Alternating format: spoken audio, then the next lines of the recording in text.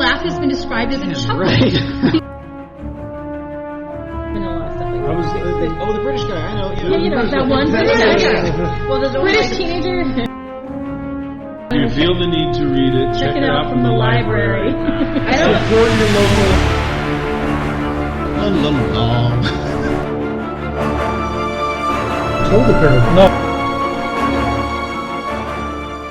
And we are the Bookeis. Hey there, people of the interwebs. It's me, Brandon Noel, your favorite cartoonist, painter, author. This episode of the Bookeis is brought to you by, you guessed it, patreon.com/Destiny Comics. Comics, spelled Comix. Please check out our Patreon. We have the every Sunday new the Sunday Funnies being posted there, as well as all kinds of, you get first crack at the podcast because the podcast goes up earlier on the Patreon. There's all kinds of fun goodies available through our Patreon, as well as bookmarks, Book of the Month Club, really fun stuff. And we can't do this without supporters like you. It's cliche, but it's true. Sometimes the fumes are running on empty, but we're able to do stuff. We're able to keep going on. This podcast has been going on since 2016. Because of supporters like you, and where we're trying to make the Patreon the number one stop. And then we also have our store if you want to buy our books directly. Destiny Comics .weebly.com, and you're able to buy our books directly from us. Most of our books are also available on Amazon. Some of them not. Some of them you have to buy directly from us. Stuff like my joke books and things like that. I've been doing this a long time, and I've published quite a bit of. I have a bit of a catalog. We have short story anthologies. We have a novel, 2 novellas. So if you're listening to this podcast, chances are you're a voracious reader. So please check out some of the stuff we've written. Everybody at the Bookeis podcast table has kind of contributed to the short story anthologies in the past, the 8-bit pulp magazines. So that's a good way to get to know some of the other contributors. With that said, this upcoming episode is The Road by Cormac McCarthy. Not gonna lie, this one's dark. This is a dark one. We read a lot of kids' books from time to time. This ain't one of those.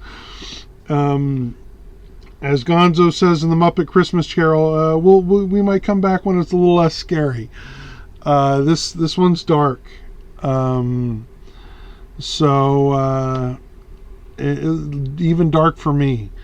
So, with that said, I hope you enjoy our review and of The Road. Yeah.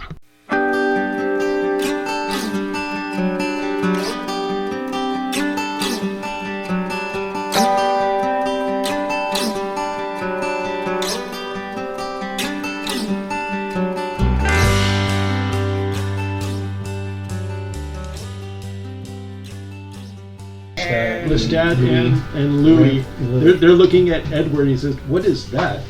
Going, he's supposed to be a vampire. And he's like, "Vampire? We're vampires, not a lamppost."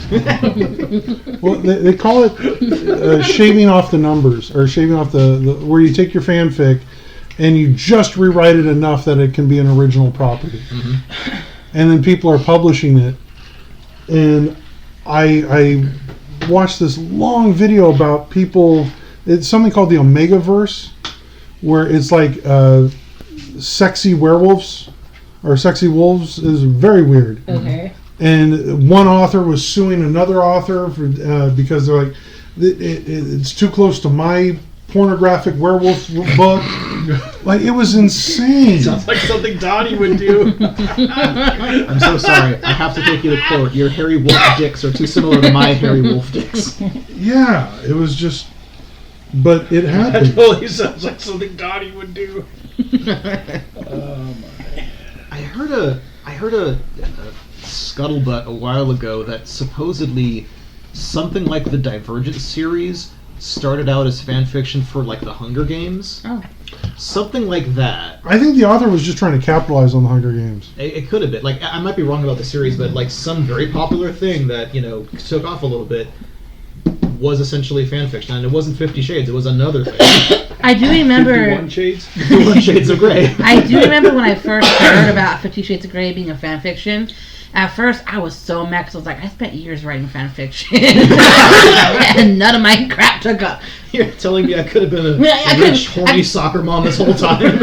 Right? It's like, you mean people like I could have changed it enough that they wouldn't have known it was Harry Potter and like made it my own thing? Oh, okay. One of my favorite things was online. Somebody was attacking fan fiction, like, just write your own thing. And Neil Gaiman popped up and goes, the very first thing I ever wrote and published was Lovecraft fan fiction. It's like, Yeah, that's coming from Neil Gaiman. yeah, And then someone stole my Harry Potter idea. Yeah. that's true. Well, yeah. That was more.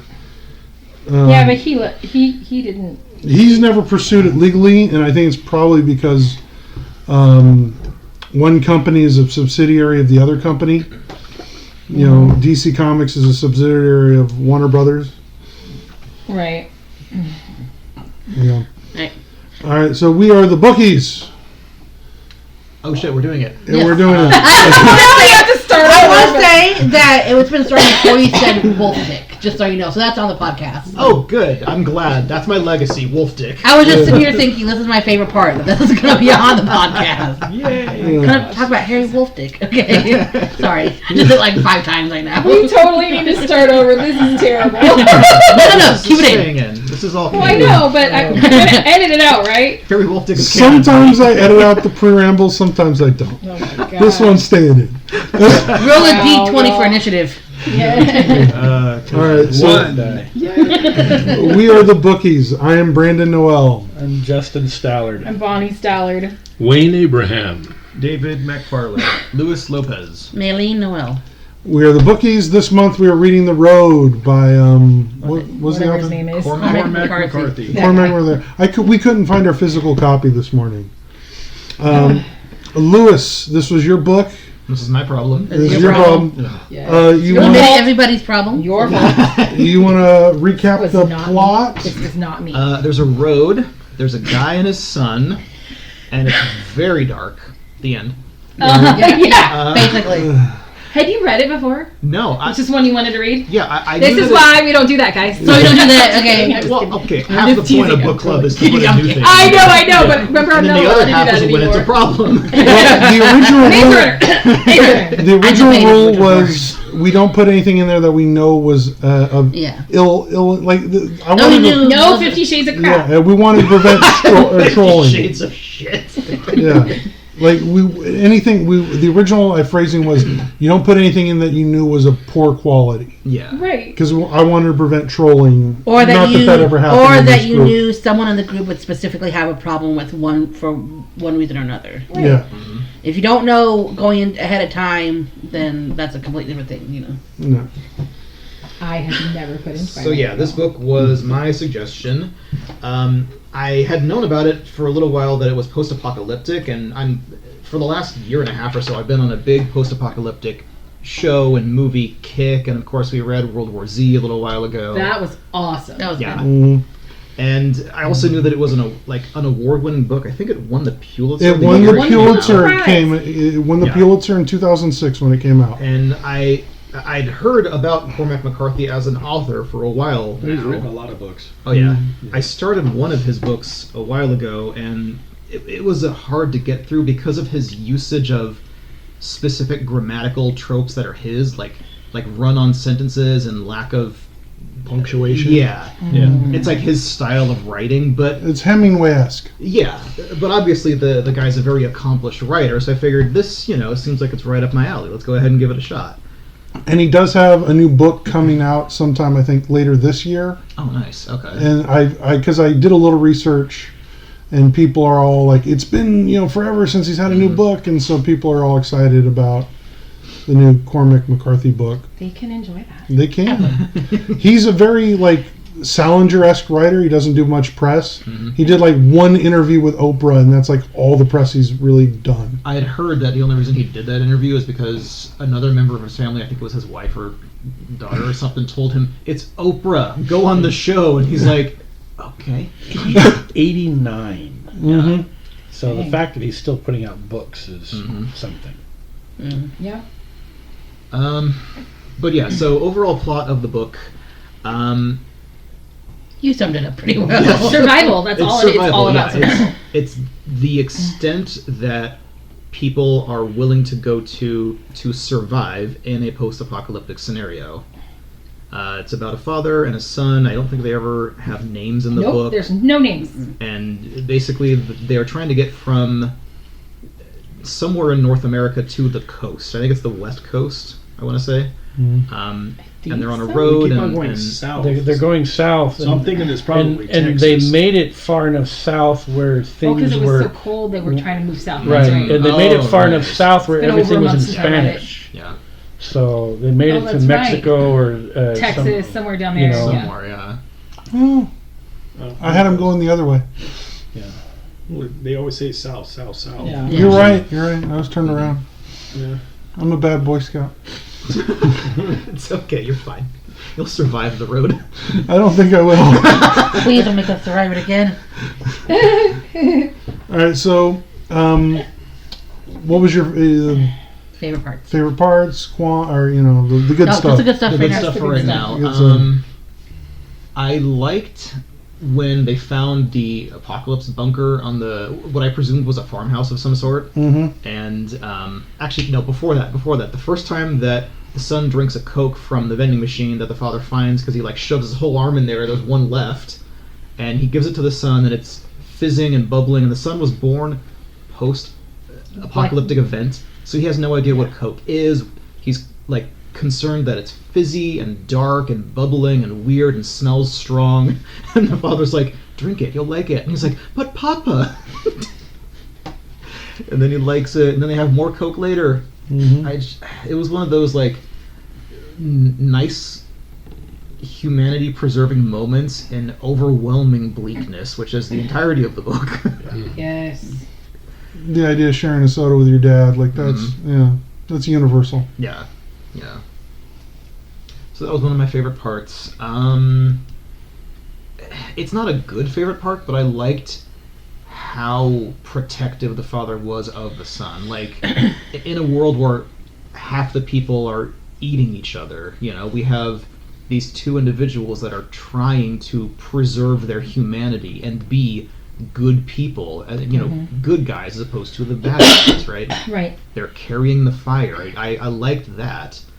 Because they could have very easily, and the father does sometimes, fall into their base natures of, we're just gonna fucking kill everybody because everybody's an enemy, but they didn't do that. I felt that was a very humanizing moment for them throughout the course of the book. Right. So yeah. Next. Okay. You. So I would say, kind of going along with that, I felt that I liked the little moments.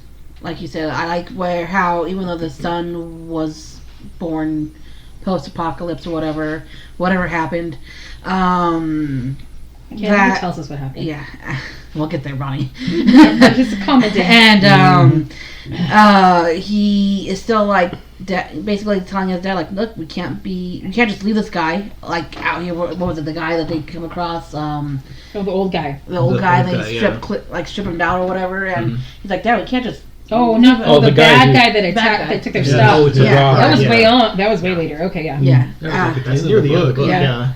And his dad's like, no, let's keep going. And he's like, Dad, really? We're just going to do this? We're going to leave him barefoot and all this? And so his son, himself had some humanity that his dad had kind of lost, which you kind of expect in this kind of scenario, But yeah, and so I feel like his son was basically there to remind the father of the humanity that he once had.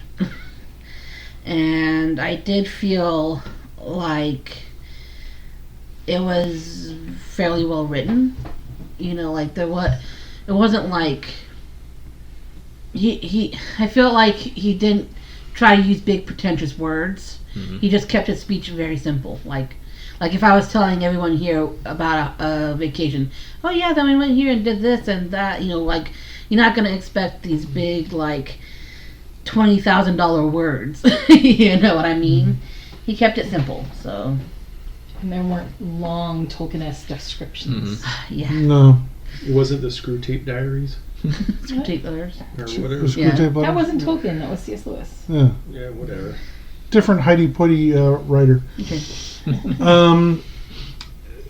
Probably because it's been a while since I've read it, but I was doing a little research, and one of the scenes that I was reminded of was a flashback with, Papa and pregnant mom, and they're looking at the world burning, and he just goes over and starts filling the tub up with water, and she goes, "Are you gonna take a bath?" He goes, "No." Like the idea of like, this is drinking water now. Yeah, we're gonna need this. Like he's not smart, but he's clever. Because there's a couple of moments where he Papa does stupid things, but he's at his core he's clever. He's not a survivalist. He's not a prepper. He hasn't thought everything all the way through, but he's clever enough to stay alive. That's one of those things where if you do have prepper tendencies or think about like the collapse of society, when he fills up the tub, you're like, oh shit, this is the end. This is real now. That's when you get every single container and fill it up with water. Yeah. So I'm trash bags and everything. So like throughout the whole book we see that like Papa's not an idiot, but he's also he's not prepared for this. He makes stupid mistakes. Well, and it's been because the kid was basically born right after. So the kid's what, 9? I put him younger than that. Yeah, I'd say probably. Well, I thought they said. 7? I forget. I don't know. Under the age of 10. Yeah, under 10. So he's been doing this for several years, like at least 7 years. So you feel like sometimes you're like, okay, well, you've been doing this for this long. Why are you making that mistake? Yeah. Yeah. But that scene, like, I think was the best, like, driving home how, like, oh, this is the end of the world. Yeah. So I dug that scene. And ultimately I did kind of like Papa. But again, he makes so many stupid mistakes. It's hard to root for him. We'll get to that. Yeah. Justin? Yeah, I kind of agree with Maylene. The little things, the little human things like the scene where they find the waterfall and they takes a swim and it's freezing cold. even though it's freezing cold. And they are clever in some regards.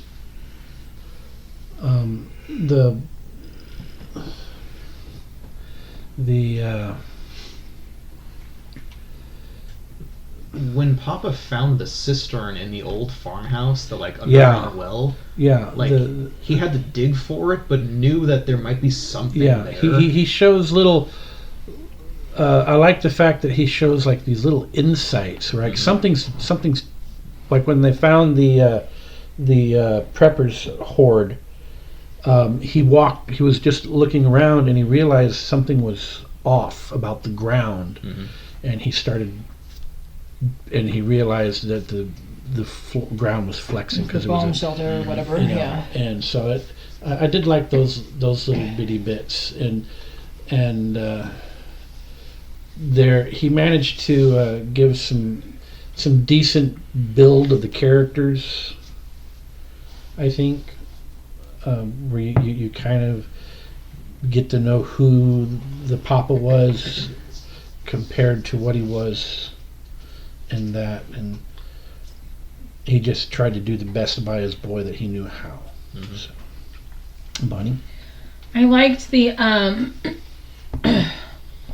probably one of my favorite scenes was towards the end when they found the ship, and even though some of the things weren't in English, he recognized some things enough, and they found, I don't know, I really liked, they got to the beach, they got to enjoy the beach, the kid never seen the ocean, like there's some cool stuff in that part. It was a fun part, and just even the flare gun, and how they did just shoot one off just so he could see it, like I mean, that's the closest the kid's ever gonna get to fireworks, so that was cool. And dang, they used their flare gun to defend themselves too, like dang. Oh, that was a scene. Yeah, and the guys just scream. Like I've never been hit by a flare, obviously, but I imagine it must have thrown off something that stuck with him and like burned like napalm, I guess. Yeah. Well, sulfur and some of them used to be made of phosphorus, weren't they? Phosphorus or magnesium. Yeah, because they could even burn underwater. So you've got white phosphorus. Yeah, that's gotta hurt. Yeah, man. Yeah. I mean, there's so few moments of happiness that every time there was a happy moment, I was like, yay! This is happy. Oh, they're eating canned fruit. This is great. Oh, like just little things like that, because I was like, oh, and then there's more of this. Oh, look, a happy moment. Yay! Those little moments are definitely few and far between. And so you're like, oh, thank goodness, because I don't think I could have taken any more of the bleakness. Oh, we had a happy moment. So you like those moments. He has an interesting writing style. I appreciated some of the metaphors and things that he used. There's some things about his writing style I didn't like, but but it was interesting. It was different. There were some things I liked, some things I did not, which we can talk about later. I will say, I think, because I listened to the audiobook version of this, I think his writing style plays better over audio than reading it. Probably. I was asking because there was no indication listening to it that now it's a flashback. Like you had to catch up. Yeah. So I was asking my dad, Wayne. I was asking him, is there I'm assuming. No, I assumed wrong. I'm assuming it's a different type style or it's an italics, and he's like, nope. There's no indication. I'm like, as someone who did both, because I read part of it and I listened to an audio version. There is that problem. There were other issues which I'll get into later. Reading the book, but I will say overall the audio version was better. Yeah. So for clarity for those listening, the actual text itself doesn't have quotation marks. So and it doesn't even necessarily say so and so said this or Papa said. You don't get a he said or she said. No, it's just random dialogue, but there's no quotations to break it up. He's just scared, Papa. The son said that, but there's no quotation marks. There's no the son said. It's just that sentence. Right, which the guy did a good job with the voices, and I'm assuming that the guy who did the audio part had to be more familiar with it, like it wasn't his first time reading it. Because that's a director breaking down the... Right, because... They must have highlighted the lines for him to see or something. Yeah, because otherwise, I mean, man. Okay, the boys' lines are in blue, the Papa's lines are in pink or whatever. Yeah, everything else in yellow is just... Yeah. That's just good audiobook production. And it was. I'll give them that. His writing was like I said, it was different. It was interesting, maybe not my favorite, but it was. I'll give him props for being different. You know. Of course, you binged the book in Oh my one gosh. day. So Sorry, Oh, Bonnie. dude, why'd you do that to yourself? No, it wasn't 1 day. It was 2. 2 days. Okay. I did it in 2 days. I still don't know why you did that. Yeah, why? Well, Because I could. Because I literally. I was playing Breath of the Wild on mute and listening to the book. Like literally. Well, and I did dishes and did some cooking while I was doing that too. But mostly, I played video games so that I had something that was positive while I listened to this really, really depressing book. And then Brandon got COVID. yeah. I was like, oh well, I can finish before the week, and so I did. I binged it in 2 days, and that was a month ago. So there's that. Wayne, Papa. Papa, what did you like about the book? Stuff that I liked. You know. Yeah, stuff you liked. Canned peaches. Yay! Yay for and fruit cocktail to break it up from time to time. Yeah. Well, and they had pears, which I thought I had pears. I'm sorry, guys. And they had I'm out of Coke. pears. They had some hot cocoa too. Oh yeah, and didn't they have coffee? Yeah. Bunker? And Yeah. there was one packet of grape drink, like Oh, I Kool-Aid. know. I almost meant to get some, and I That was a forgot. neat little moment. I actually liked that moment. I forgot about that. That was cute. Yeah. Because you got to figure this kid. I don't even think it was. I think it was just like right. And grape drink. It was probably a packet of Kool-Aid, and most Kool-Aid packets don't even have sugar, so it wasn't even sweetened. It was just grape flavored. Like. I imagined it was either that or like Crystal Light, which would have been much Right. Or the powdered high C. So yeah. Yeah. I mean, them finding food was major highlights of the story. Yeah. Because that was the whole goal. when they ran out, they at one point spent almost a week with no food. Before finding something here or there. And And bark's not tasty, yeah. nor very filling. So I think the saying is 3 days without water and 3 weeks without food. In theory, but if you're already low, it's That's harder. you're already Low Very calorie. true. Yeah. yeah. With you're on the verge of starvation as it is. It makes it less Depending time on you the can manage. climate, it could be 3 hours. Right, and it without was water. very. Oh, that's true. Yeah, it's the desert, but I it never was very thought- cold. Yeah, I don't think they were in a hot. No, I don't know. They were freezing all the time. 'cause it was too cold. No sun. Right. That's called nuclear winter. That was actually We something. don't that I know if thought- it was a nuclear bomb. We'll get there. Oh, I don't know. Anyway, Well, the Yeah. phrase I'm convinced that the phrase doesn't have to do with nuclear arsenals.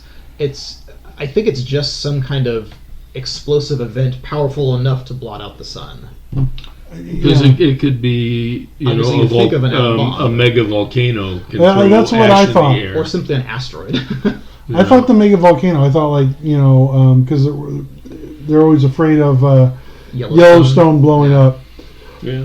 So that's what I thought it was. Because I felt like if it was nuclear, everyone would be.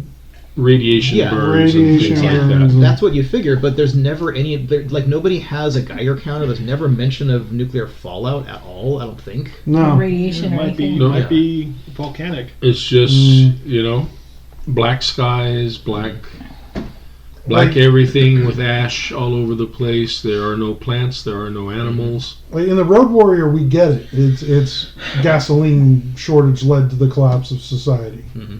Like we're never told what happened. But I'm going with Yellowstone. The Road Warrior? No, it was nuclear winter. Was it nuclear winter? Because Mel Gibson? Am I yeah, because misremembering remember this? they called it the Pocky Clips. Oh, I am And misremembering it this. showed the explosion. Yeah. It was a nuclear winter. Gasoline certainly becomes a finite resource at that point. Oh, sure. Yeah. You know. But yeah. Now, I didn't have access to an audiobook for this. Sorry, So I read it, and this week. I read it in 2 days. You two are definitely related. Yes, we are. I read it in 2 days, but I read the first half, and then I went about 3 weeks, and then yesterday I read the second half. Yeah, but Like 15 books. in spite of the Have you really? lack of Short one. punctuation and the son said, the dad said, whatever, writing cues. I didn't find that a hindrance. I didn't even consciously think about it. I was just reading the book, and I found it a very easy read, and I didn't think anything about it until... So I asked you about it yesterday? No, 3 or 4 days before that, Maylene and I were talking, and she's like, I'm listening to the audiobook. And it really bugs me. I've been doing some of the actual reading too, and the lack of punctuation and stuff. And I'm going, lack of punctuation? Like you didn't even notice. You pulled it out, sort of like, and then I'm up here, and I go to a scene, and I go, oh. She's right. To the point where I was sitting there thinking, oh God, is this like that one book situation where he's got a different version than I do? Where he's got punctuation and for some reason mine doesn't? Like I got a rare misprint or something like that? That's how it goes a couple of times. Right? Yeah. Yeah. Nope. And I looked at it and I go, oh, she's right. It doesn't.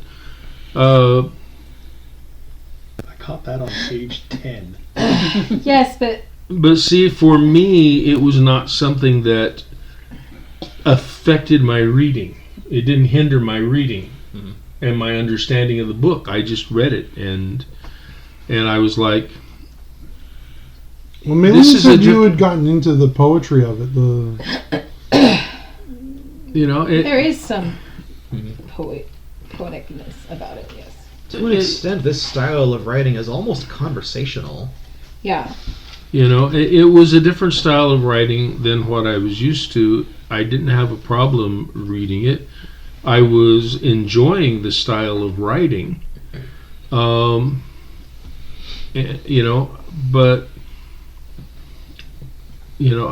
I don't know what things you do to qualify for a Pulitzer.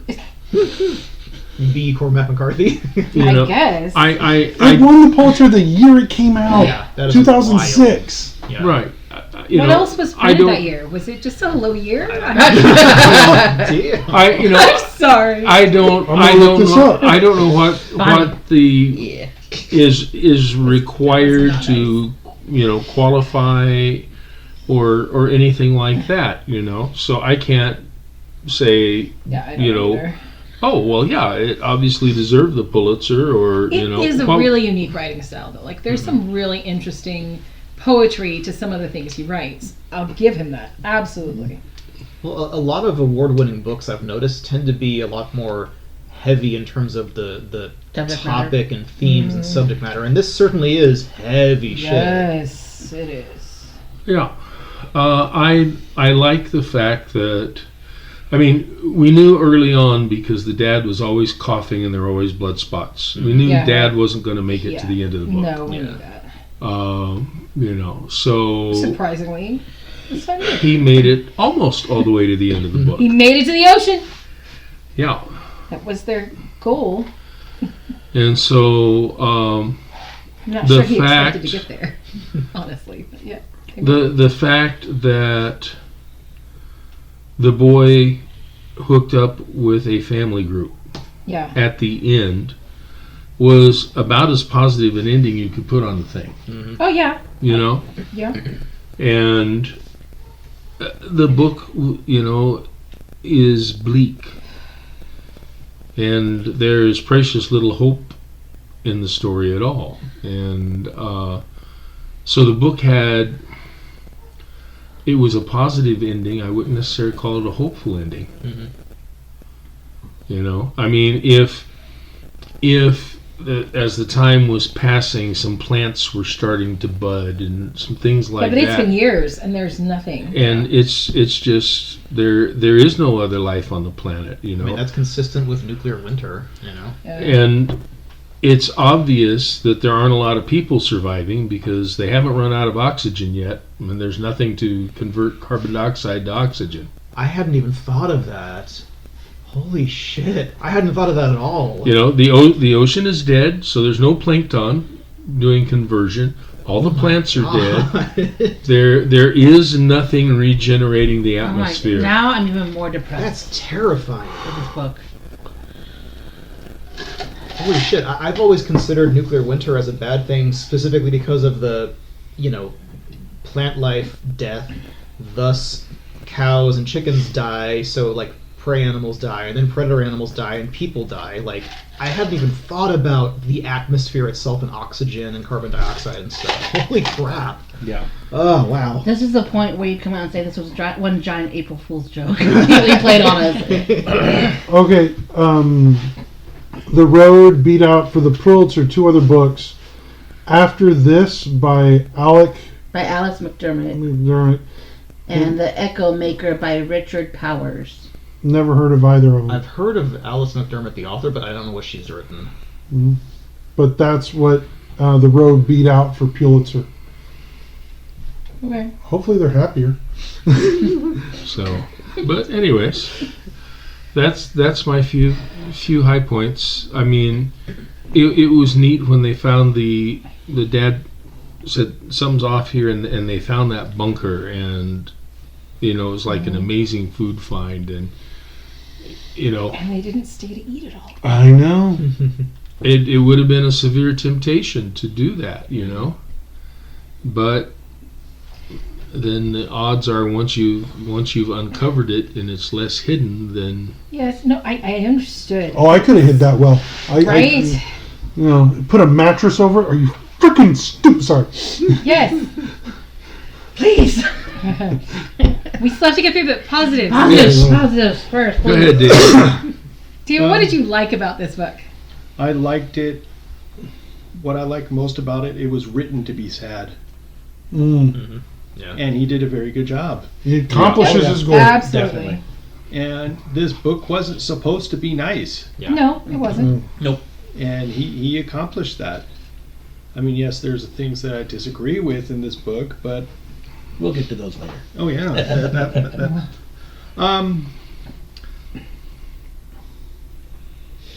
there's not much I really liked about it. I saw the movie first before I read the book, and the movie is really, really close to the book. I want to watch it. I haven't seen it yet. I haven't either. Yeah, it's really close to the book. I mean, I saw the movie once because I remember Viggo Mortensen, and it was just a little bit of changes. I think Charlize Theron plays the wife, and she just wanders off into the nuclear ash. In the movie, it looked like nuclear winter. But anyway, I like when they had the father-son moments, and I just like how the author describes what the countryside looks like and what happened, and remains of this and remains of that, and it was a very interesting read, and it was meant to be sad, and he accomplished it, but I didn't really have to like it. I don't think it was meant to be liked. Because I think he was the author himself was making a message. It was meant to be impactful, and it Yeah. certainly was. Yeah. So I'm kind of indifferent with it. Okay. Well, I guess Dislikes. Most of these, I honestly think most of these dislikes are just going to be opinions of what people thought about the situations. Yeah. Probably, yeah. That's okay. Yeah.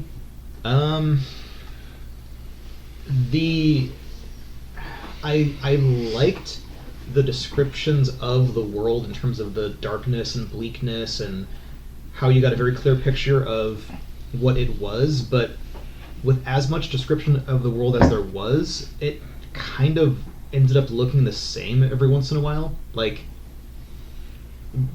he mentions the ash covering everything like a lot, and of course it is. It's the end of the world. It's nuclear winter, but like there's not a whole lot of unique descriptions of that throughout the book. And granted, I don't think they're supposed to be, because I think it's supposed to relate to anyone in the world. Yeah.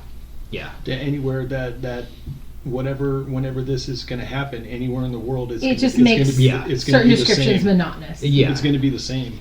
It's all going to look the same. And granted, this is a very quick read, so it didn't bother me too much or anything, but like, the world kind of looked the same, but it kind of was supposed to look the same. Like, everything was covered in ash, everything was gray, everything was dark and cold all the time. But I imagine, I mean, granted, nuclear winter is a theoretical reality right now, not a real reality. But I imagine that is accurate, you know. But like you said, it does kind of make it a little bit monotonous at times, you know. That's probably why the book is short. Yeah. One of the things, because the author's name, although I don't really think I've heard of him before, kept ringing a bell, and I just realized why. He also wrote No Country for Old Men. Oh. Yeah. And so I've seen the movie for that, and apparently he's known for... Yeah, I saw that movie. I haven't read the book. All of his work is apparently violent and bleak and post-apocalyptic. But I like No Country for Old Men. Oh yeah, it was a good movie. He's just saying he wrote it. His name kept ringing a bell, and I didn't know why. I bet he's a real joy at parties. Oh, you bet. Yeah, shocking violence with a purpose is kind of his thing, I think, you know?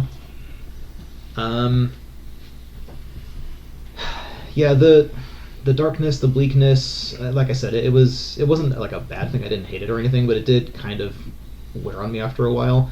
The audiobook version that I listened to, the son says Papa A lot. a lot. This is such a petty thing for me to dislike, but I disliked how often he said, "But Papa, oh Papa, please Papa," like, stop it. Okay.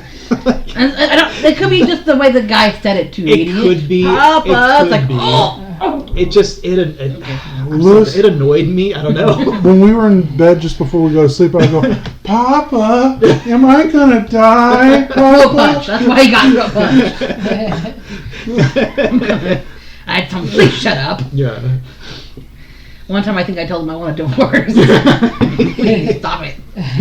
But Papa. Oh my gosh. I will punch you in the throat. Yeah, that. Again. Oh. That's honestly probably my biggest complaint. Like, I liked the overall narrative of the book. Some parts of it, so many papas, it annoyed me a little bit. But that's pretty much it. I think that's it. You know, and that's just a critique of like the writing style, not even so much the narrative itself. You know, that's probably it for me. Yeah. All right. Save back. Yeah, save some for everyone. I don't know if I can. I had so many things that I did not. I'm sorry, Louis. I did not like this book at all. That's totally fair. And I get what We're not you know. friends anymore, but that's fair. I'm just saying, suggest a book like this again. We're sitting across the table from each other, so I'm the punch. Okay.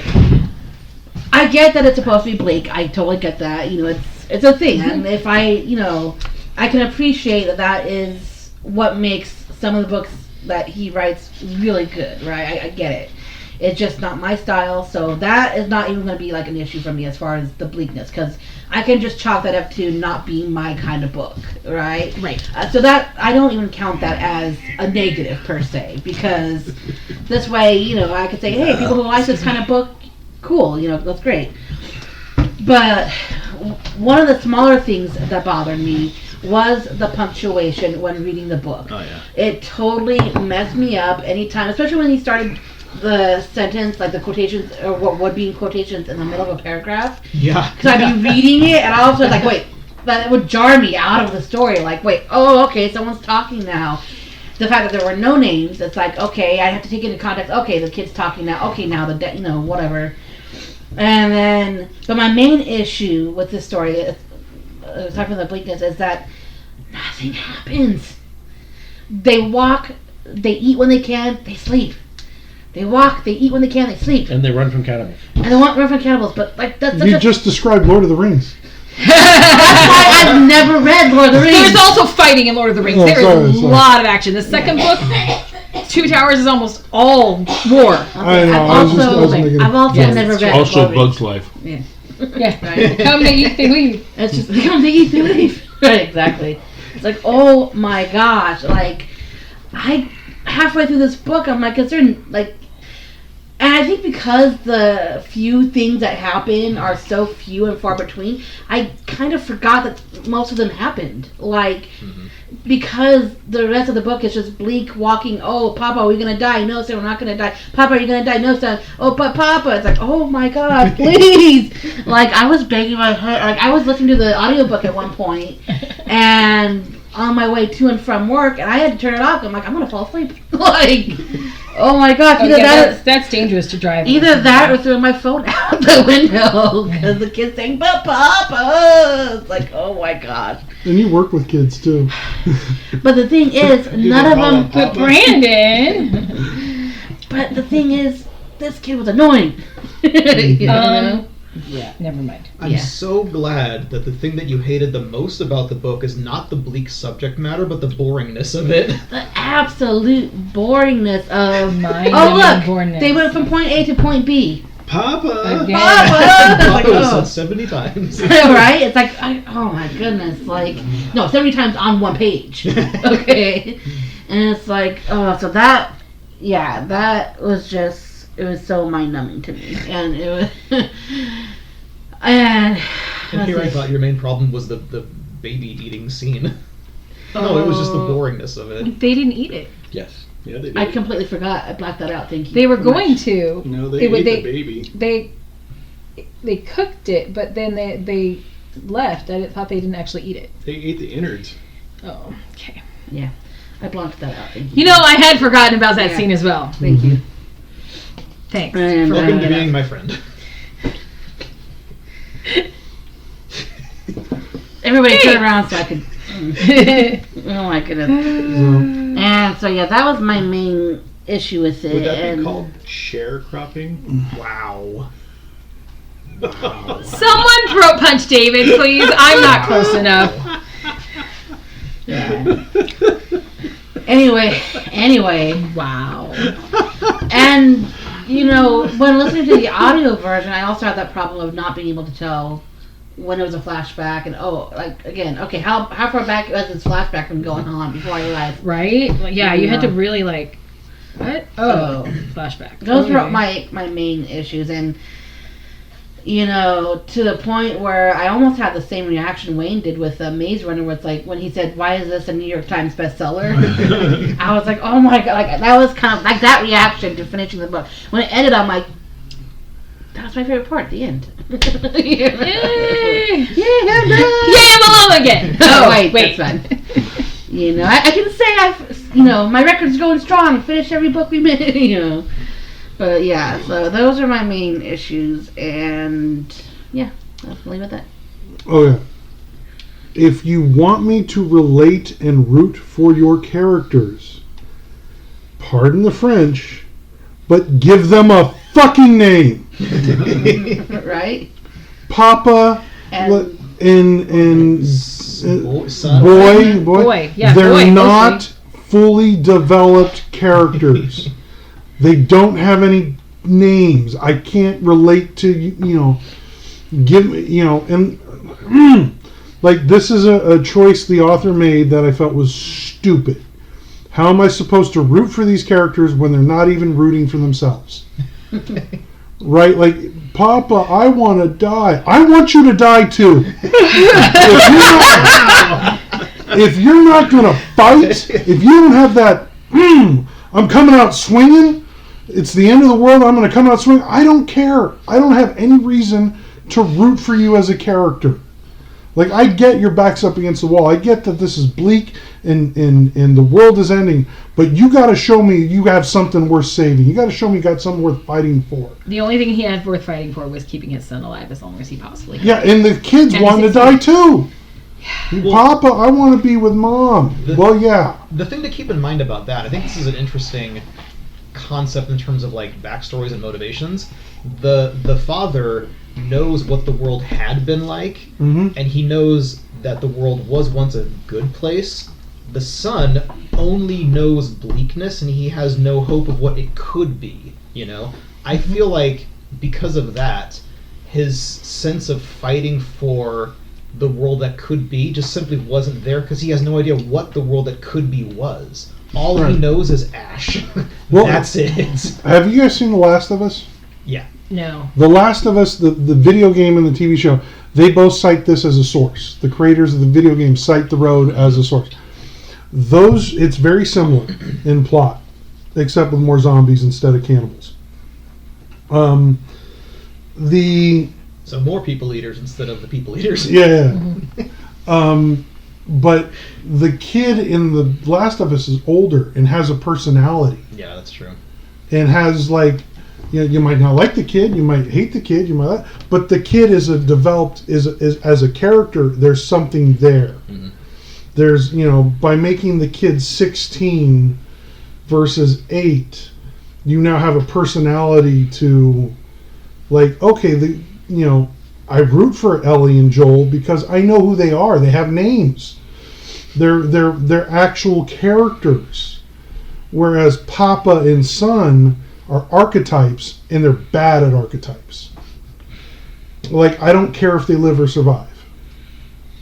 Because I have no reason to root for them. Mm-hmm. So Maybe they weren't meant to be rooted for. Well, then what's the point of the story? To let you know that this type of future shouldn't be there, and you should do changes now before it happens. But we're not given that because we don't know what caused the apocalypse. That's the other thing I hate. Sorry. Because we don't know. Yeah, you don't know, so you don't know what you need to change. Yeah. Right? Is it climate? Is it a nuclear war? Is it nuclear wars? Is it environmental Is it a situation? volcano? Is it I would have liked to have known what caused it. Even just in a flashback. Yeah. Would have been cool. If it was Yellowstone supervolcano blowing up, then there's absolutely nothing that could be changed at this point. I don't know how you'd stop that happening. Yeah. Put a dome on it. I don't know. Should I turn it off? Turn it on again? Filled up asteroid? with water. Yeah. If it's an asteroid, the thing that we could have done to prevent it would have spent more money on NASA, but we don't know. We're not You could given. have sent Bruce Willis. Exactly. That's how you fix that. Right? You cowboy up. Uh-huh. Yippee-ki-yay, Mr. Falcon. But that's not the point of the story. The point of the story is we have two characters who are in absolute bleakness, and we're supposed to be rooting for them, and they give me nothing to root for. I don't relate to these characters. In fact, more often than not, Papa does something that is going to put them in more harm's way than, because he's not, he's smart, but he's clever, but he's not smart. He does, he can figure some things out, but putting a mattress on top of a basement entrance is just going to draw more attention to the basement entrance. See, I feel like that was a good idea given the resources that he had. It's not the best idea, obviously. It could have been a lot better, but given that what was there was a mattress and dust, I kind of feel like it's an okay thing. It's better than nothing. It's not a bad idea, but it's not a great idea. So again, my core problem with the book is I don't care if these characters live or die. Yeah. They give me nothing. There's no give me, I get that the world is over as we know it. It's we're in a bad situation. We're back to basics. But there's nothing there to fight for. There's nothing to root for. There's nothing, give me something, some sort of hope that I can sink my teeth into. Okay, so this might be a tangent, but at the very end of the book, after the boy has been taken in by the new family that he's found, Mm-hmm. there's mention of, I think it's trout in a stream. In the audiobook, the version that I listened to anyway, there was I don't know if it's a flashback or current times or whatever, but there's description of a trout in a stream, and on its back is a map of the world of how it used to be. And I don't know if that's a literal trout that survived and thus there's hope at the end, or if it's a metaphorical thing that happened in the past and we're still fucked. I don't know how to take it. Which might have been the point. I think it was just a memory of the lady talking about trout and how they had a map on their back. I don't know. I didn't so much mind that he didn't name the characters. it bothered me a little bit, but it was a definite writing choice. The problem that I had was in the scene where they're hiding in the woods, they're hiding off the road, and the guy comes and takes a leak, and he sees them, and there's an action scene. Mm-hmm. The dad is described as the man, and the man taking a piss is described as the man. Which and in the action, I was confused about which man was doing what. Which man's peeing? Well, no, but like once it was past that, where they're one reaches for the boy, and the man did this, and the man did this, and the boy did this, and the man did this, and which man? Okay, the man got shot by the. Okay, we know the dad had a gun. Okay, but like it was confusing because there was not differentiation. Yes, I could see that because it didn't bother me until you said it now because it was in the movie as well. Because you've seen the movie, so I know. Right, but if I didn't, it's the first time I'm like, which one? So in that scene, he should have maybe described the dad as Papa, the bad man, or something, or the other man as the bad man, so that there was a distinction between the man and the man, because otherwise it's confusing. And especially for how quick that scene is. Yeah, it's a really fast scene. Action heavy too. And I was listening to the audiobook at that point, and that I was like, okay, I'm not sure about everything that happened in the middle, but they killed the bad guy. Okay, you know what I mean? Like literally, I was like, which man did which move? I don't know. Like I was like confused, and going back through it didn't make it any clearer really, except how the outcome at the end. But it was like there was no difference. That's where I had a problem because of that. So yeah, sorry, you looked something up. I know. I was commenting on what Brandon had said. On my issues. I wasn't actually. Yeah, and this was in relation to the other thing that was said. Lewis said about it's the last paragraph. Yeah. Once there were brook trout in the streams in the mountains. Once. Okay, that's all. Yeah. So it is still bleak. You could see them standing in the amber current where the white edges of their fins. But it's a flashback. Slowly. It's not anymore. Okay, Justin, what didn't you like? Oh, go ahead. Not to be pedantic, but is it like once in the past, or is it like one time once they found? Like, no. It Once sounded there like was. a flashback to me. It's definitely. It's talking about the Once past. you start with once. Yeah, It's not once upon a time. They smelled is in the of back. moss in your hand. It's all past tense. It's not. Yeah. It's not present Oh, that's tense. true. Yeah. Yeah. All right, Justin, what didn't you like? You got a list? Sort of. Some of the things that I didn't like about the book were mostly nitpicking. Well, no, there's one thing that he went on a rant about, and I agree with him. I want to hear it. Justin doesn't normally rant. Wow. And I think I know what it is, and I had the same rant. Well, one thing is, you find a hoard of food. No, this isn't the rant, but that's okay. Go ahead. Well, that was weeks ago. I know, it's okay. I'll remind you because it was good. But you go through the thing, and if there's a prepper who puts that much food aside and ammunition aside, by golly, there's going to be a gun in there too. Yes, there is. That pissed me off. Yeah. And I'm like, to me, that wasn't realistic. Granted, yes, it's obvious fiction, but still, he was fiction trying to make within it the realm of reality. So yeah. I'm okay with that because I assumed the prepper left with a gun and didn't come back. But the thing is, but he buried the thing with ammo. With ammo, you always make sure you have at least one gun for each of the ammo that you bury. You have a gun there, and then you have the gun that you take with you, because the cache is what you fall back on. And if you may need an extra gun, you have it in there. There isn't a gun, and there never will be. I closed the book and didn't read it for a week. So that was one of the... I thought it was complete bullshit because I could tell that Cormac McCarthy is anti-gun. Or just not a prepper. Obviously not. Not a prepper, but... Then how did he get a Pulitzer Prize? He obviously prepared for this crap. Not for guns, clearly. And certain things, like Lewis was saying, the guy is clever but not smart. Yeah.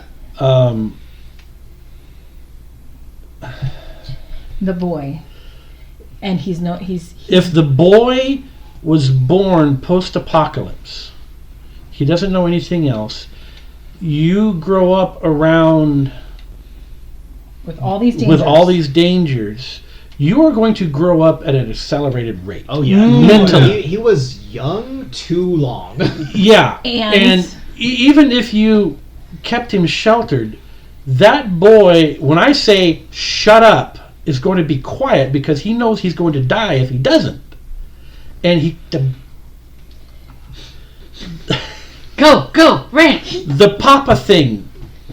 Papa, I'm scared, Papa. I'm scared, Papa. Shut up. I'm scared, Papa. Shut up. Are we going to die, Papa? Shut up. Yeah, if you keep talking, we are. Shut Telling up. him constantly He shouldn't have had to be quiet. In reality, the boy would listen to his Papa and stay quiet so they can live longer, or at least live without having to run for their lives every time he opens his mouth. Yeah. Because You're this right. is all he's known. Because it's all he's known.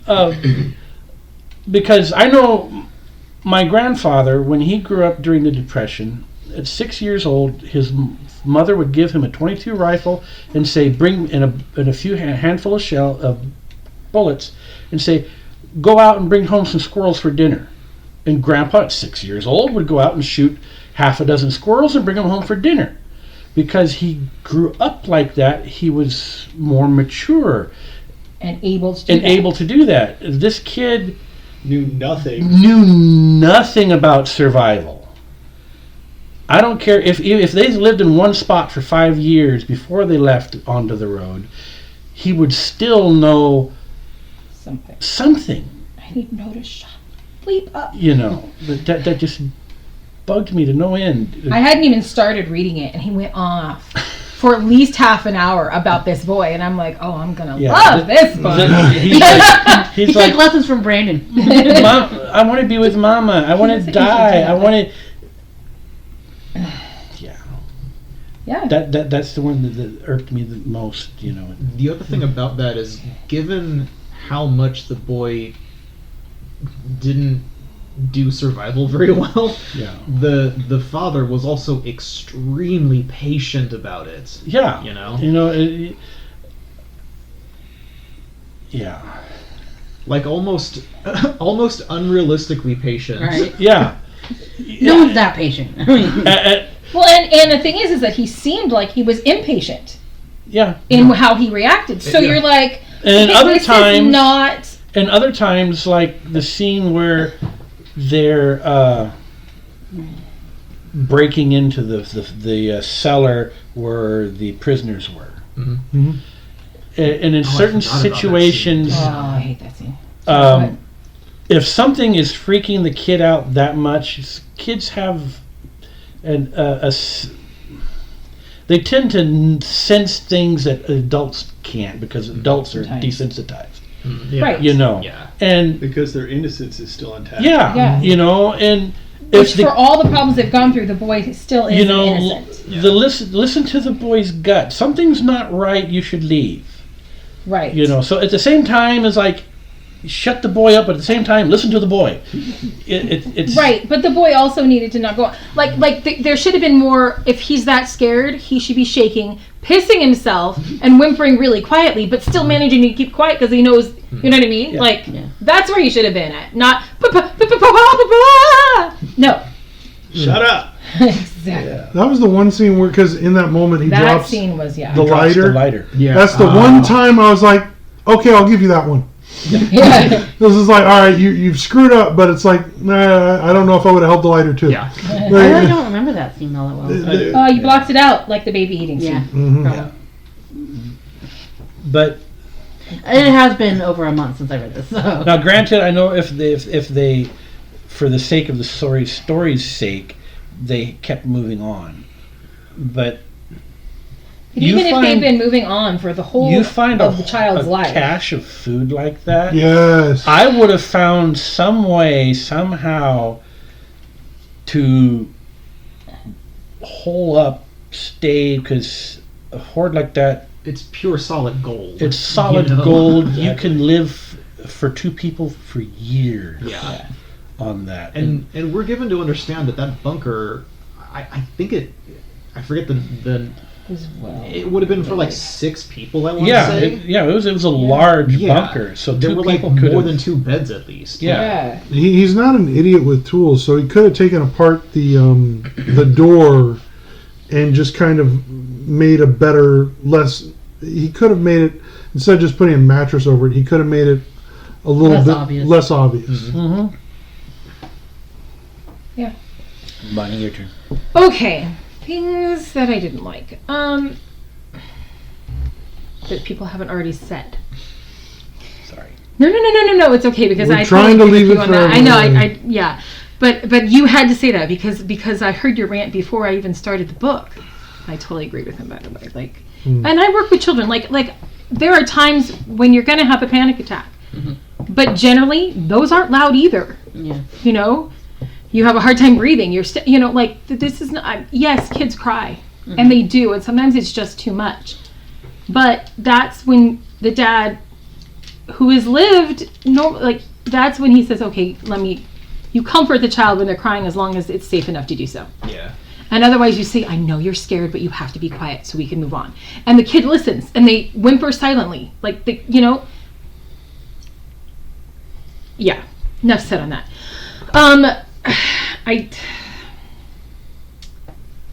I didn't like a lot of the content of the book, but I knew it was going to be that kind of book. Like, I went into it going, okay, it's post-apocalypse, it's not going to be happy.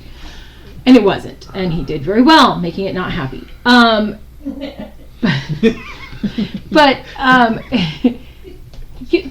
There were things like I'm just suddenly overwhelmed with too many things. What do I pick? Pick them all. No, I'm not going to pick them all. The second one. But Papa! You shut Your up. turn, I can't think! No. I'm going to open up this cannibal cover here, and you're going to shut up. Oh my gosh. And so, he should have, when he saw the pile of clothes, he should have known. That's hint 1. Yeah. He should have known. Mm-hmm. Seriously. So yeah, that he should have known. We knew as readers, and we're not living in that freaking world. And they've already avoided all these other cannibalistic people. He should have known. And what he should have done was, oh crap, grab some shoes, because that's what they're short on. Yeah. He didn't even get a chance to, I'm like, just grab some shoes and go. Seriously, grab some shoes and go. And the food, and I know, they had their basket and all this stuff, Thanks, Wayne. I know, some things were hard to carry and blah, blah, blah, blah. They should have. Well, they had a cart, too. Yeah, I know, but he should have made.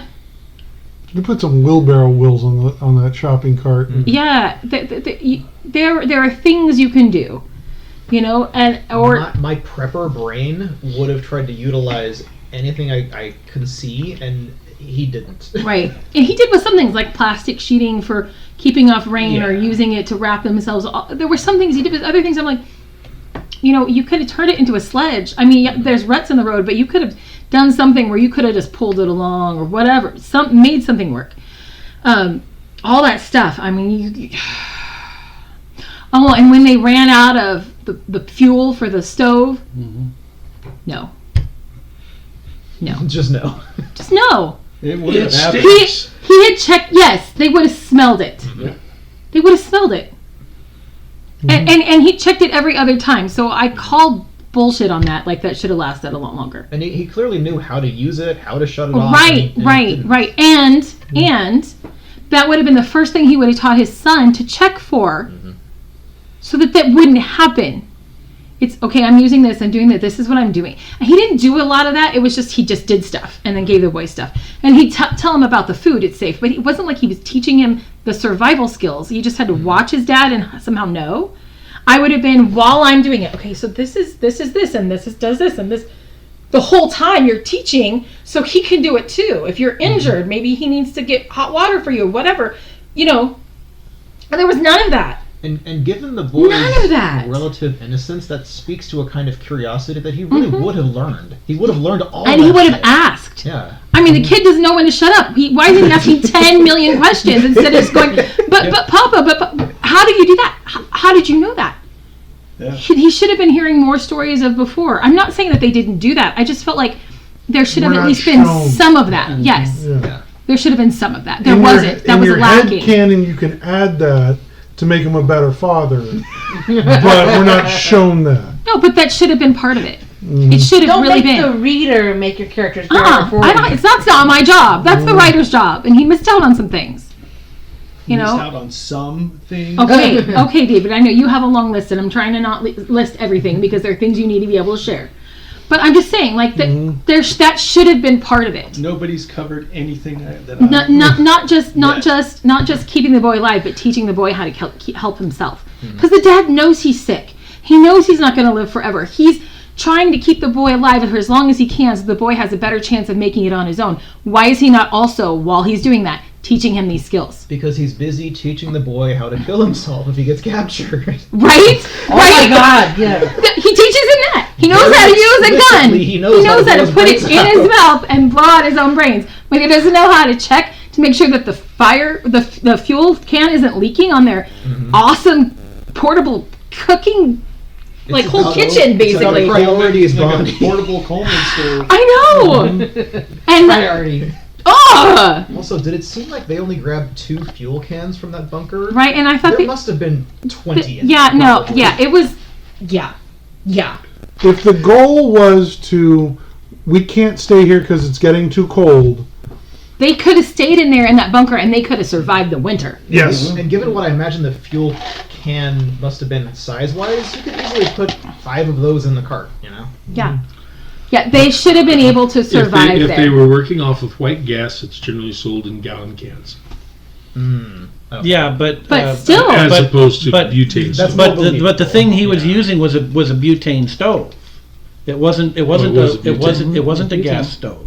It wasn't a white gas stove because white gas, the only time it pressurizes is when you've pumped it up, Right. and once your pressure's gone, then you still have fuel but just no pressure. What I understood was it was a propane stove that he left the burner on. I mean the valve on, because he was talking about it had 2 valves, one valve for the burner and one valve for the tank. And But still, they Yeah. would have. Smell There it. would They have would've- been. It would have been yeah, noticeable. It's whether not, whether it was white gas or butane or propane, they would have smelled it. yeah, they wouldn't have suddenly been out. Oh no! Life sucks even more again. Okay, I probably have said plenty. Go ahead, Wayne. Papa. Oh God. Come up with He's some- my Papa. Sorry, Papa. I love you, Papa. So, one scene that I felt was an awesome scene that ended up being totally wasted. When the dad is foraging on the ship and he's made several trips and he finds the sextant all in this box, all fully functional, all working. And he knows how to use it. Brand new. Brand new. He recognizes it. He obviously has a clue how to use a sextant. He can pinpoint where they are. Mm-hmm. He finds it and he just is like, wow, this is awesome. And then Leave. you Puts it never away. hear about it again. He puts it away. He puts it back. He puts it back and doesn't even take it with him. Right? You know? And you're just like, what? I know. I felt that was the stupidest thing too. And it was like probably one of the most useful things Right? you found on this boat. It's, And you don't take it it's with you. essentially much better than a compass. Right. And a map that you're guesstimating. Yes. I think we are here. And you're over here. Right? Was it Chekhov's like Chekhov's gun? If you put something there in the beginning, you got to use it at the end. So why does this even exist in the book if he doesn't use it? Yeah, Yes. which it could have been really useful. Like it wasn't like something really pretty that they didn't have need for. a need for. Yeah, and Or it the was knowledge of yeah, how to right, And- right. and Like it wasn't like he found this could have really cool taught music his box. son how to use it. Right. It wasn't like a music box where okay, that's appreciated, but we don't need the sound because it's going to draw people to us. We don't have the space in the cart. It's just extra weight. We don't need it. It wasn't something like that. It was something useful. I know when that scene came up and I they was were like, describing, oh, that's great. they This were is going to be describing the awesome. box I forgot all before he about opened that. it. I thought it was going to be a revolver or a pistol of some kind, a Yeah. case pistol, but it turned out to be the sextant instead. Now, the other scene, thing he did bring back from the boat that was of value was the flare gun Yes. with the 7 or 8 cartridges that he had. Yes. And he tells his son about it and how awesome it is. And his son is like, ooh, can we fire one? And his dad is like, sure, we'll wait till it gets dark. And then it fires off the flare. Kaboom! And let's draw everybody within 100 miles to it. Yeah. I hate And then somebody comes and steals all their stuff while they're sleeping. And they're shocked about that. How did they know where we were? They fired more than one No, round. they just fired one, I They thought. just fired the one. I Fired guess one. they fired Okay. more than one. Just one. He fired one to show his son what it did. And someone stole their stuff the next day, yeah. God, man. Da-da-da-da. This is what the gun does. It draws people to you to steal your stuff or kill you. Only light for miles around. Right? And of That you've course, seen in years. Yeah. that only could have come from a person. They should have done that right before they left the beach, not when they were still hanging out there. Mm-hmm. And I realized, like, his whole goal was to get to the ocean, but I still think he should have spent more time at the bunker. I'm still irritated about that. Mm-hmm. Yeah. I think we're all Because irritated then about that that. would have made the book last longer. Don't do that to me. We could have stopped it there. They lived really happy in the bunker until someone found him and ate him. The end! Oh, no. We couldn't get that. Okay, David. Go ahead, David. Yeah, the bunker really pissed me off because I'm sorry, I would have stayed there until we're starting to run out of supplies. It's enough for us to carry. And that's now we leave. Yep. And they were so worried about the snow. Get a fucking car hood and put the cart on there, and you could drag it across the snow. And how many houses did they bypass that still had carpet in them? Hello, those are snowshoes. That's true. Yeah, That's carpet, very true. yep. It's snowshoes. Good point. I noticed little shit like that. And then they're bathing in freezing cold water. I go, you're tossing out all your food cans. You could heat them in the fire. You're cooking your food. You get some cold water, heat it up. Now you got warm water to wash yourself with instead of freezing to death. Right. Yep. So, and then how many homes did they bypass? I mean, I can understand not going there because they're scared. But someone that is leaving a post-apocalyptic home isn't going to be taking their pots and pans with them. No. You could easily have carried like a big pot or something. You could boiled water in there and taken bird baths with it and everything, and use the warm water that way instead of freezing it. Oh, it was highly annoying. And yes, the guns not being in there, especially when the lock on that door was completely secure, and that thing was hidden, and there was no guns in there. And nobody had used bullshit. it. Yeah. Bullshit with a capital BS. Chemical toilet. Take the time to learn how to use a chemical toilet. Right? Let me see. Right. Oh, it was. Because they come with instructions. Yep. Yeah. The dad could read. He should have taught the boy at that point too, by the way. Just saying. Oh, here's one. Does that, the son not know how to read? I don't remember. They talk about it because in the beginning they're working on his lessons, Yeah. and then by the end they've completely stopped working on lessons for months.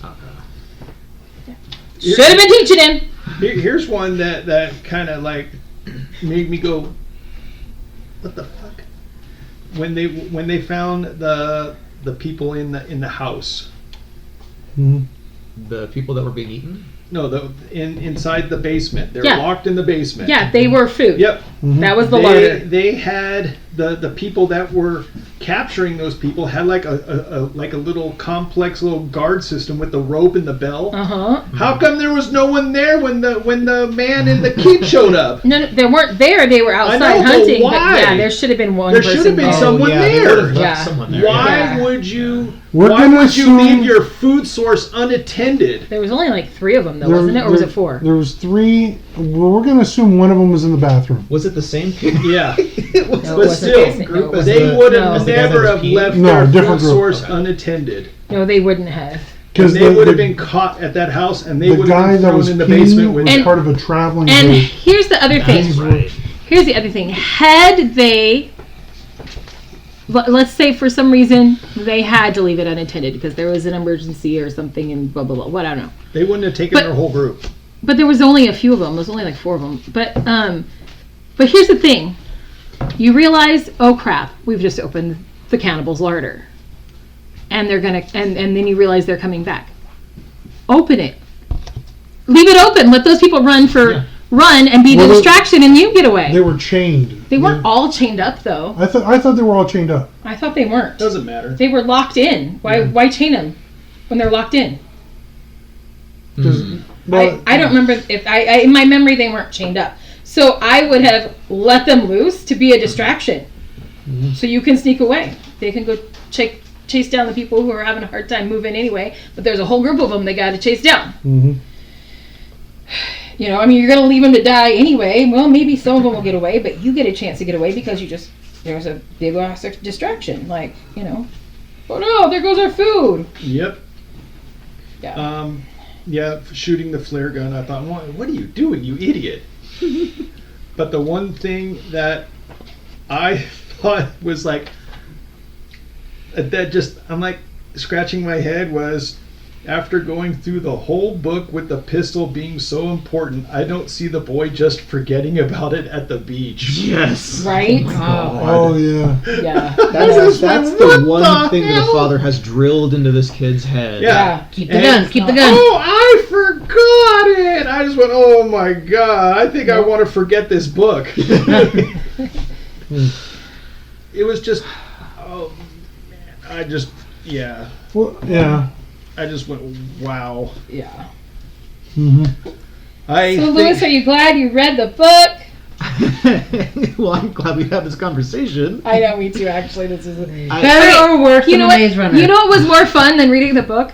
Talking about it with each other. That was more fun. Yay. I am glad for having read the book, but I'm not going to read it again. Oh, heck It's no. one of those one and done books. Yeah. It talks about pump and dump. it talks about like a very distinct, real possibility that, you know, love it or hate it, at the very least you got to consider the possibility of it, right? Like currently, it's not the end of the world. Not guaranteed to stay that way. You know what I mean? Right. To a certain extent, you got to kind of fucking consider some of this stuff at least, right? Right.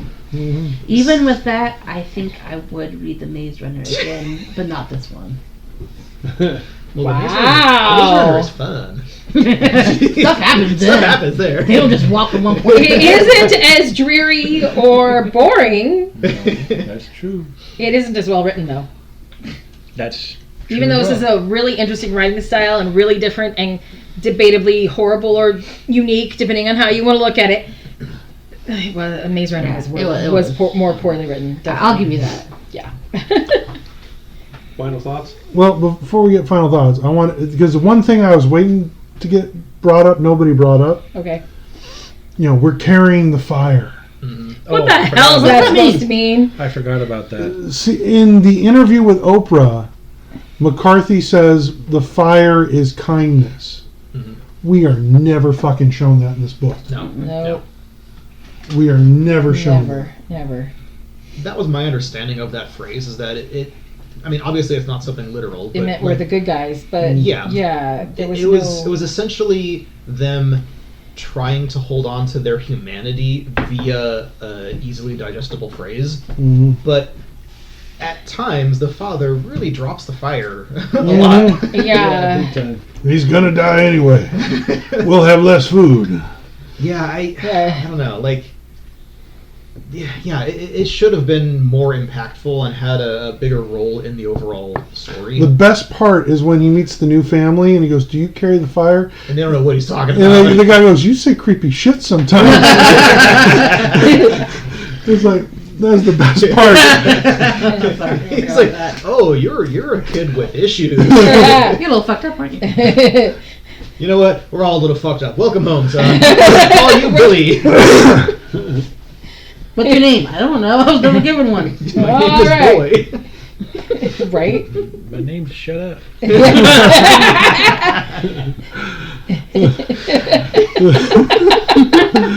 Absolutely, yes. All right, final thoughts, starting with Lewis. That was the best right there, man. Oh God, I'm glad for having read this book. I do think it is, air quotes, a good book. Like it's well written. It's a subject matter that is important to consider at least vaguely for once in your life. Like it's a. But if you've read a bunch of others like this, then don't worry about this one. Yeah, there's probably much more narratively impactful and meaningful post-apocalypse books out there. You know. Right. Warm Bodies. World War Z. Dude, Warm Bodies was actually an interesting book. But anyway. Yeah, I'm glad for having read it, but I'm not going to read it again. All right. I'm not so glad for having read it, but I'm glad for the discussion. Let's go with that. Yeah.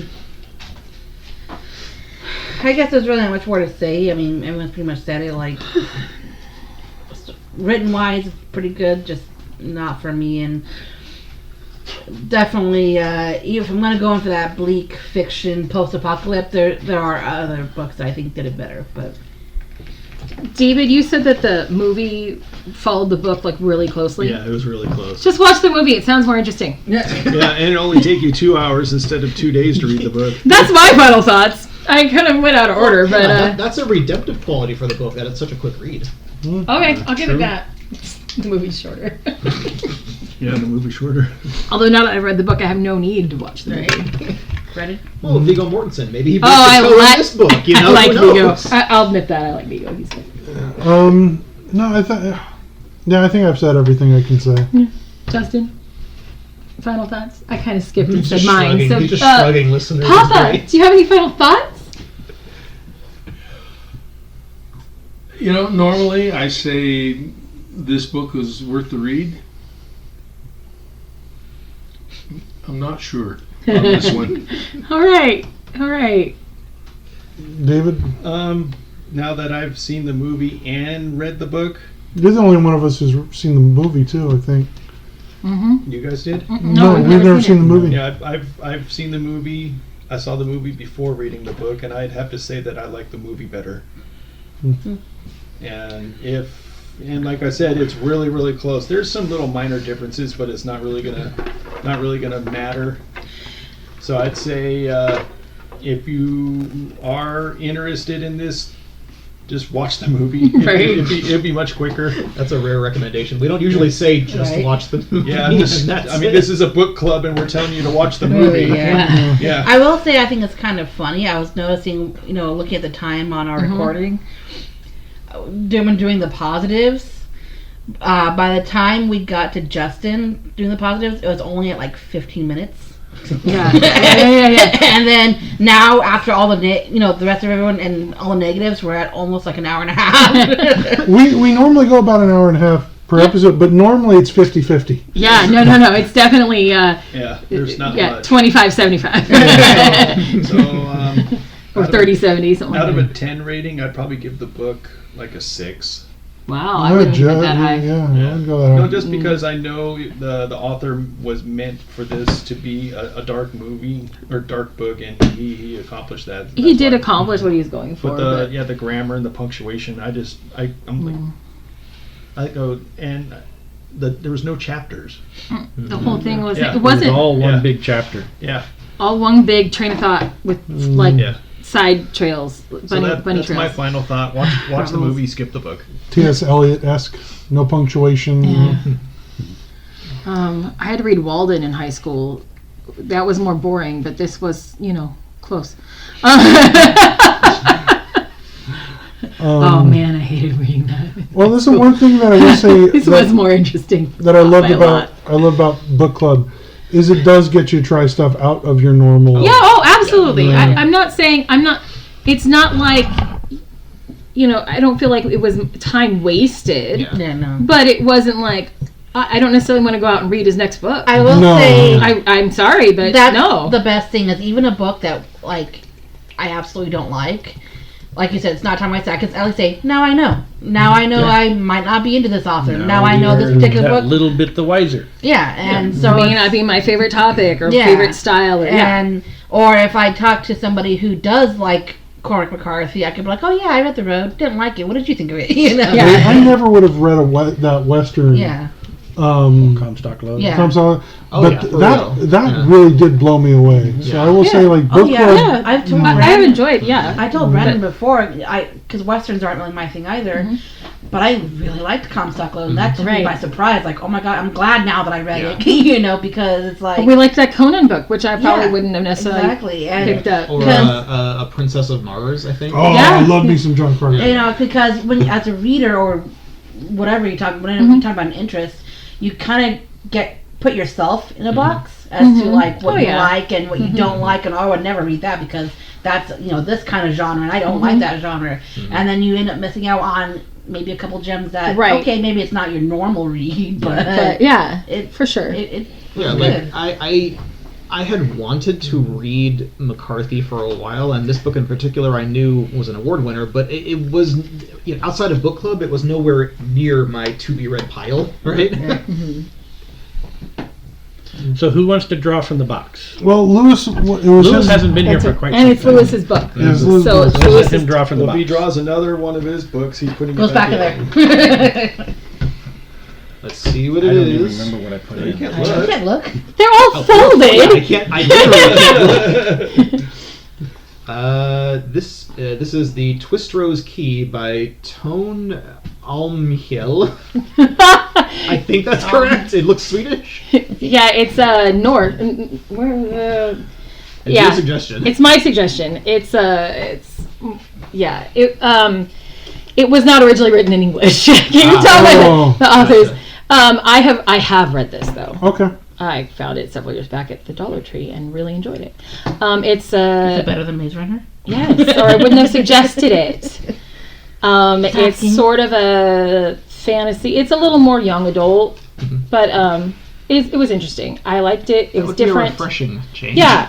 So, but I don't actually know how to pronounce the author's name either. So it's called The Twistrose Key, and the author's first name is spelled Tone.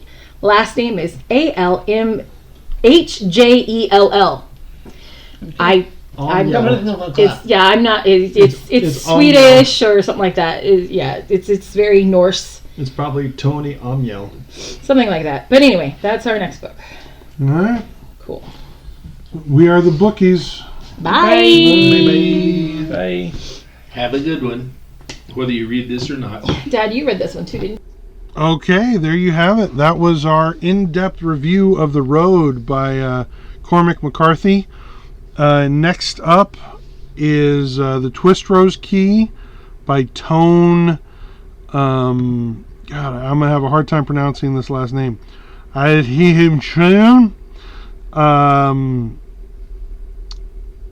You know what?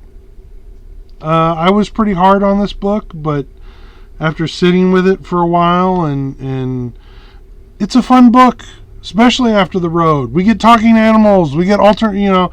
It's a fun magical kids book.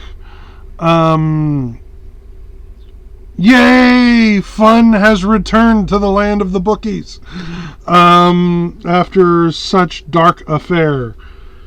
So I hope you enjoy this upcoming episode, The Twistrose Key. With that said, once again, let's get that last cheap plug-in. Patreon.com/Destiny Comics or destinycomics.weebly.com if you want to buy our books directly from us. With that said, any support is, if you can't be an athlete, be an athletic supporter. And we really need your support. So thank you, and I hope you enjoy these episodes, because we have a fun time putting them together and putting them out. With that said, I hope you enjoyed our review, and I hope you keep coming back. Thanks.